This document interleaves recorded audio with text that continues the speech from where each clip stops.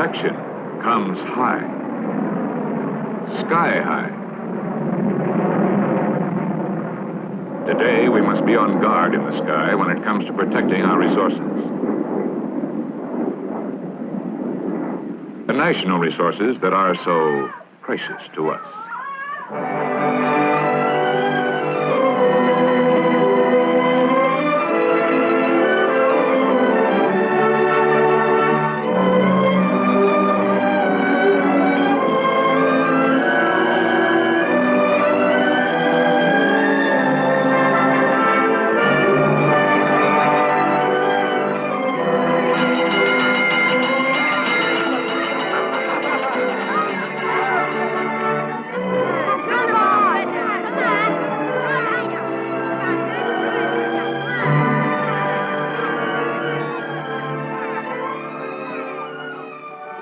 The offensive weapons of tomorrow are here today.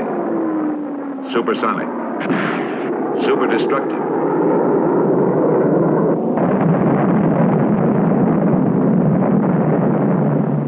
seemingly unresistible.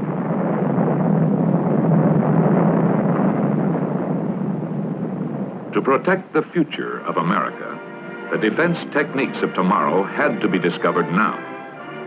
They were discovered in electronics. That is how SAGE and bursting computers into military service. Electronics for combat means new concepts, new tools, new weapons. You are listening to the heartbeat of the SAGE computer. Every instrument in this room is constantly monitoring, testing, pulse-taking, controlling. For this is the programming and operations center for the SAGE computer which surrounds it. To it come continuous streams of data, which it continuously absorbs and stores on magnetic drums, tapes, and cores. Data from radar units, Texas towers, picket ships, early warning aircraft, ground observer corps, weather bureaus. To say nothing of up-to-the-minute data on all regularly scheduled commercial air flights. It also packs away information as to the number, location, and characteristics of all military craft, all anti-aircraft guns, all defensive missiles in the area. And this computer is on the job around the clock with 24-hour-a-day reliability. It is really two computers, but only one is operating the system. The other, with the same vast memory, performs as a slave, checking calculations and results, ready to take over in a matter of seconds should the master computer falter. All this is housed in one of the new headquarters of computer defense, one of the direction centers of what the Air Force calls SAGE. Beyond a fantastic capacity for calculation and memory, SAGE possesses the newest and most revolutionary advance in data processing, the display scope, a computer-generated visual display, on call as needed. Until SAGE, the miracle of the computer was its ability to calculate in split seconds and then provide printed information. But SAGE needed more than this. For the lightning shifts of air battle, the Air Force requested from IBM a computer capable of translating volumes of changing data into a continuous flow of interpretations which could be understood at a glance. Air defense required split-second presentation as well as split-second calculation. Given this objective, IBM applied the latest extension of data processing, the display scope, a giant picture tube on which computer results are instantaneously and continuously translated into graphic images. In SAGE, airmen have the battle visualized for them on the computer-generated display. 2 floors above the great computers are the batteries of display scopes. Although they look like the offspring of a marriage between a television tube and a radar screen, display scopes do not show physical images transmitted from elsewhere. They display the results of the computer's findings. SAGE, with its display scope, also has one feature possessed by neither a television or radar screen. It has memory. In case of enemy air attack, not only can a clear picture of the changing air situation be displayed on the scope, but if the airman wishes to see how things got that way, the scope can recall any previous phase of the situation from the computer's memory. By analyzing the past, SAGE can project into the future.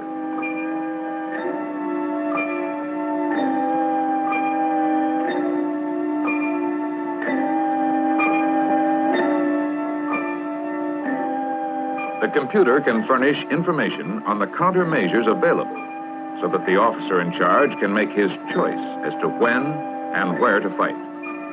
Once he has selected a plan of counterattack, the computer guides interceptors and missiles to the enemy. After encounter, the computer guides the interceptors back to their bases. Aladdin's lamp couldn't do more.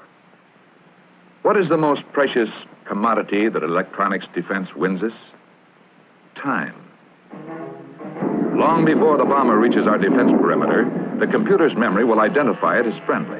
But if a flight of planes were identified as hostile, then, in a matter of minutes,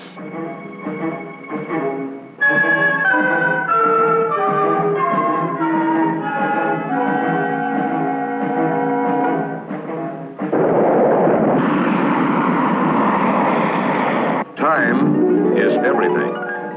This is electronic defense in depth. And what better reason for an effective air defense? But is this protection enough? Here is protection too. The protection which comes with the possession of weapons of retaliation. Just as our defensive powers had been advancing, so have our instruments of attack. The demands of plane warfare require the fantastic ability of modern computers.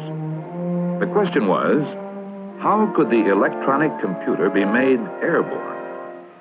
Problems of consequence when designing a computer for ground installation became overwhelming when it was proposed to redesign them to fit into jet bombers. First, the problem of space and weight. The interior of a modern bomber is cramped for space as is. How can a bulky computer be fitted into it? For every extra pound of dead weight carried, a bomber must add many more gallons of fuel. Second, the problem of reliability.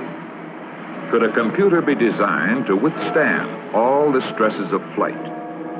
Weather, climate, turbulence. Third, maintenance. Could a computer be designed for easy ground and air maintenance? These and other problems were all finally solved by unique design and by employing the basic principle of modular construction. The same multiple arrangement principle which was applied in the design of this doll furniture enabled the Air Force to procure an airborne computer.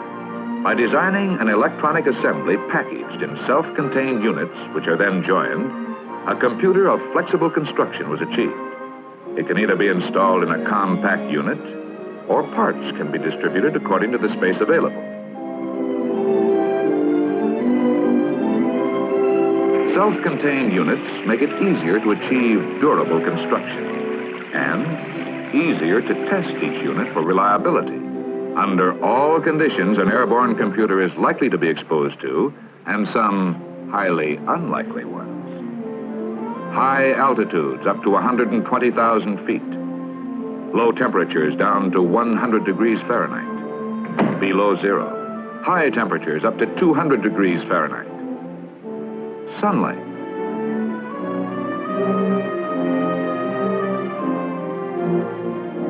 And rain tests. Life tests of mechanical and electronic units. Vibration tests. In this test, the question is not, will the computer work under this condition, but how long will it work? Once the continued capabilities of the airborne computer were established, there was only one other major obstacle: field maintenance. To solve this problem, IBM drew on its commercial experience. It converted its control panels to military use. In order to test a unit of an airborne computer, the technician merely selects the proper control panel.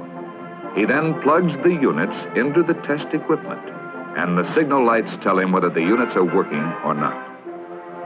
This puts testing computer units in the same class as testing light bulbs. Today, the airborne computer is no longer a theory, nor an experiment. It's a fact, tested, functioning, practical, and restricted. It has gone into production under the label BRAIN, bombing, radar, navigation equipment. A new plant is being rushed to completion in Owego, New York, to boost its output. Here is a scale model of a B-52 showing the relative locations of BRAIN equipment. The rest of the system, computers, periscope, and screen, are designed to take up a minimum of space and to give a maximum of use. Computers have taken wing. Hey, Phil, I got some crosshair jitter in both azimuth and elevation. Would you pull the AR-5 and replace it with a spare? Sure, Dan. Give me a minute. It'll only be a second more.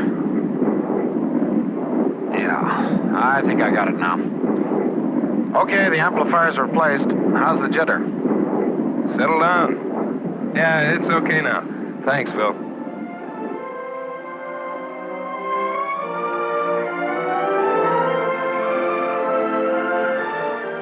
And as long as we're on guard, as long as we're ready to look ahead and move ahead, the future of America is secure.